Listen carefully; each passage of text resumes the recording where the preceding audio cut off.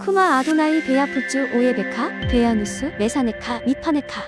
여호와여 일어나사 주의 대적들을 흩으시고 주를 미워하는 자가 주 앞에서 도망하게 하소서.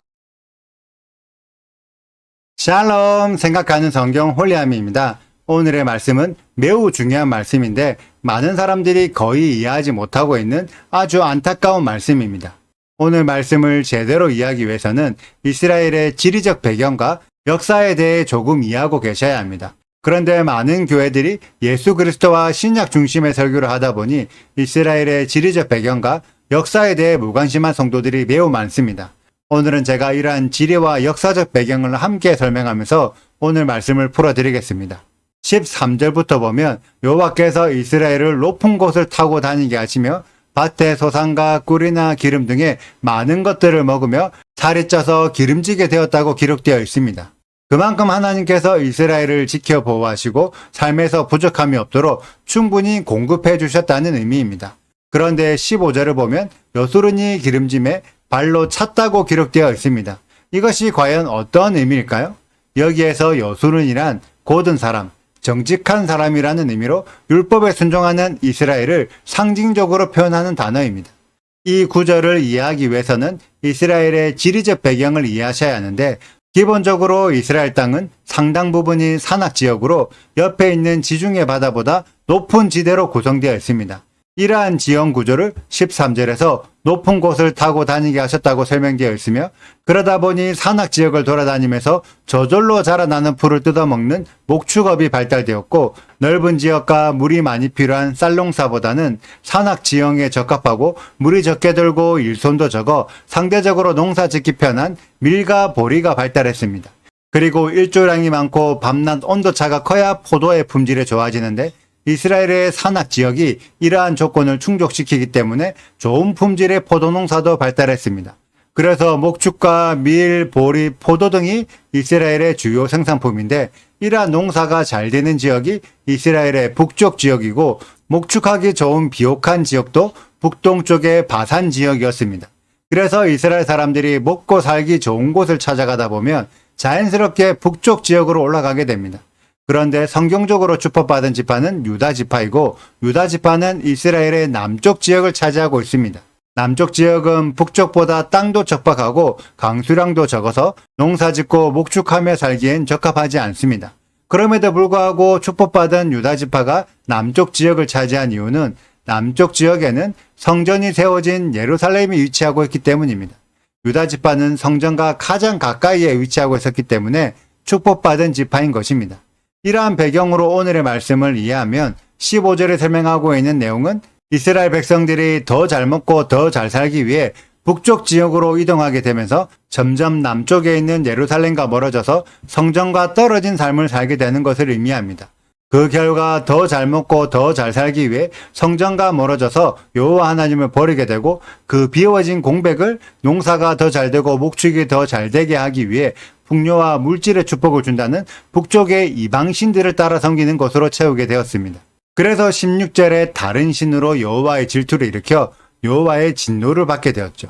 그런데 이스라엘 백성들이 섬기게 된 북쪽 이방 신들은 원래 어떤 신들이었냐면 이스라엘이 가나안 땅을 차지할 때 이미 격파한 적이 있던 가나안과 모압과 암몬의 신들이었습니다. 이 내용이 17절에 기록되어 있는데 한글 성경에는 근래에 들어온 새로운 신들이라고 기록되어 있지만 히브리어로는 가까운 지역에서 새롭게 만들어진 신들을 의미합니다. 대다수 교회들은 이스라엘이 가나안과 모압과 암몬의 우상을 섬겨서 멸망당했다고 생각하지만 실제로 이스라엘이 섬겼던 우상들은 북쪽 지역에 있던 모든 우상들입니다. 그런데 북쪽 지역에는 모압과 암몬만 있었던 것이 아니죠. 당시 강대국이었던 아람도 있었고 아수르와 바벨론도 있었습니다. 그리고 성경에 명확하게 기록되지 않아서 잘 생각하지 못하지만 실제로 이스라엘에게 가장 많은 영향을 끼친 나라들은 헬라와 로마입니다. 그래서 신약시대의 사두개파와 바리새파들은 헬라와 로마의 영향을 많이 받은 자들이었고 헬라와 로마의 수많은 신들이야말로 가까운 지역에서 새롭게 만들어진 신들이라고 할 수 있죠. 이 헬라와 로마의 신들로 인해 이스라엘의 문화가 크게 변화하였고 그 결과가 18절의 내용이라고 할 수 있습니다. 이스라엘을 낳은 반석에 무관심하고 이스라엘을 내신 하나님을 잊어버리게 된 거죠. 혹시 여러분들은 오늘 말씀에서 특이한 부분을 발견하셨나요? 대부분 신앙인들이 오늘 말씀을 읽으면서 이스라엘이 섬겼던 우상들이 북쪽 지역의 우상들이었다는 것을 생각하지 못하고 특히 헬라와 로마의 신들의 영향을 많이 받았다는 것을 알지 못합니다. 그리고 헬라와 로마의 신들은 역사적인 관점으로 수메르와 바벨론과 연결되어 있고 그 신들이 기독교 신앙의 교리를 형성하는데 막대한 영향을 끼쳤습니다. 그래서 지금의 기독교 신앙의 뿌리는 이스라엘의 뿌리를 두지 않고 헬라와 로마의 뿌리를 두고 있다는 것을 역사를 공부하다 보면 알게 됩니다. 그런데 지금 제가 언급하려는 내용은 이거보다 더 놀라운 내용인데 오늘은 제가 언급만 하지 설명은 해드리지 않겠습니다. 진짜 설명은 며칠 뒤에 한 번에 해드릴게요. 오늘 말씀에서 진짜 특이한 부분은 반석이라는 단어가 여러 번 기록되어 있다는 것입니다. 13절을 보면 반석이라는 단어가 나오고 15절에도 반석이 나옵니다. 참고로 13절에는 반석이 2번 나오는데 히브리어로는 서로 다른 단어입니다. 우리가 집중해서 살펴봐야 할 단어는 추르라는 히브리어로 기록된 반석입니다. 이 추르는 4절에도 이미 나왔었고 앞으로도 계속 나오게 됩니다. 모세의 노래를 읽을 때 이 추르라는 반석을 이해하지 못하면 모든 수수께끼가 풀어지지 않습니다.